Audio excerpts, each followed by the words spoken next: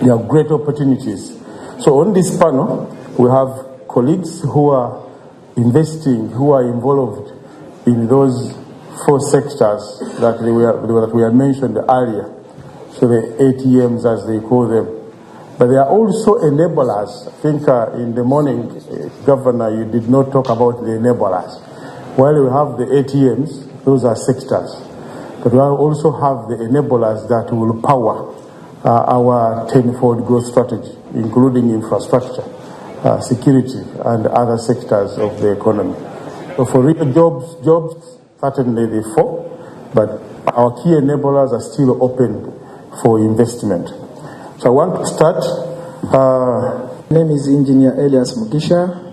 I'm a private secretary to His Excellency the President on matters of infrastructure and public works. Why am I here? Oh, yes. Yes, I am here I believe this forum is the best place to support Uganda in bridging the deficit gap in infrastructure development. According to World Bank, we have a deficit gap of we need to spend about $1.4 billion every year for the next 10 years to be able to bridge this deficit gap.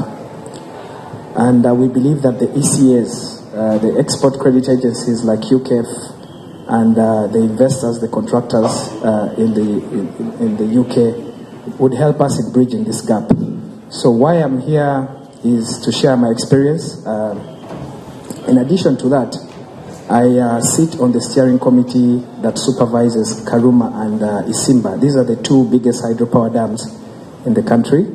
At the same time, I advise the board chair of National Planning Authority in consolidating planning, especially infrastructure planning. Initially, we've been planning in silos, according to every different ministry, MDAs. So I'm bringing my experience and expertise in consolidating infrastructure to avoid the silo planning, but at the same time to promote infrastructure development in the country. Yes, so infrastructure cross-cuts almost every sector here. Let it be tourism, you need roads, you need, if you talk about industrialization, you need the cost of doing business.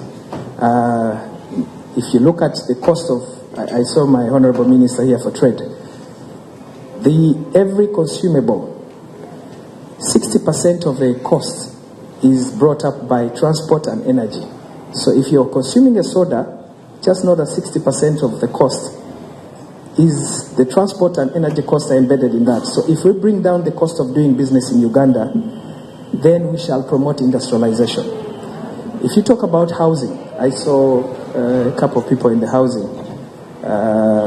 Yes, so housing brings down the cost of even infrastructure. It becomes so hard to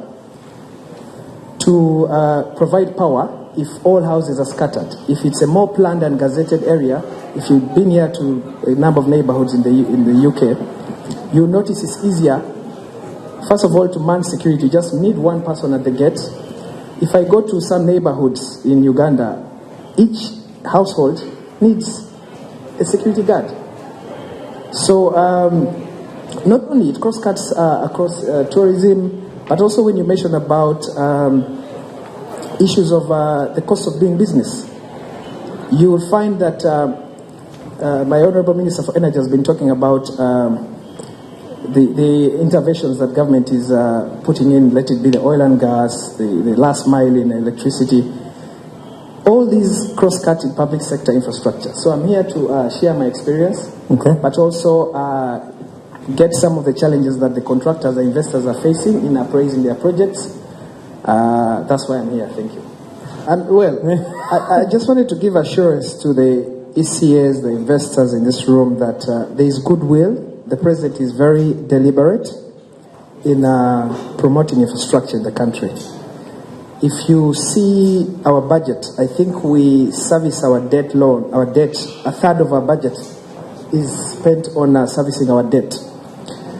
And again, now that I saw Internal Affairs here, I want to thank them in terms of, because Uganda is largely an informal economy. It's a cash economy.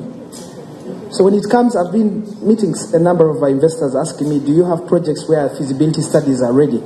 We can't do feasibility studies that are very precise because it's largely an informal economy. So this is why they are rolling IDs, they are rolling so that they sync these added features in the national IDs and passports are going to help us to know. I'll just give you an example when we're doing getting data on the standard gauge railway. The Kenya Port Authority data was different from URIA. So how do we formalize our economy so that it is easy to prepare feasibility studies for the investors? Secondly, I want to supplement on what Afandena Kalima was saying is that they've even formed an investment protection unit. This is the goodwill that government is willing to protect the investors, especially in the infrastructure sector. Then I've also been hearing some challenges from some of the contractors here, what we call the Public Investment Management System. This is the PIMS. The PIMS has been taking a duration for you to close a project, to appraise a project, from inception to securing a project code. It has been taking us 700 days. Now, Ministry of Finance is trying to reduce this period to almost a year. So if you come to Uganda, in 1 year you should be able to do financial closure, be able to submit and secure a code, because whatever project you're going to do, you will still need counterpart funding from Uganda. So for you, government only spends through projects. You need to secure a project code. For you to secure a project code, you need to go through this system, which is the Public Investment Management System. This is a system that was put there with 4 gates to screen projects that are viable. Now, how do projects be viable? They can't be viable unless you have the statistics. I'm stopping you there. Yes, I'm just closing. So, in other words, to conclude is that there is goodwill. The president has been very, very deliberate in promoting, especially promoting public sector infrastructure. So there is a disconnect between the private sector. So we are here as a unit to make sure that we bridge that disconnect between the private sector and the government to be able to address the issue of public sector infrastructure. Thank you. Thank you very much. I have one question.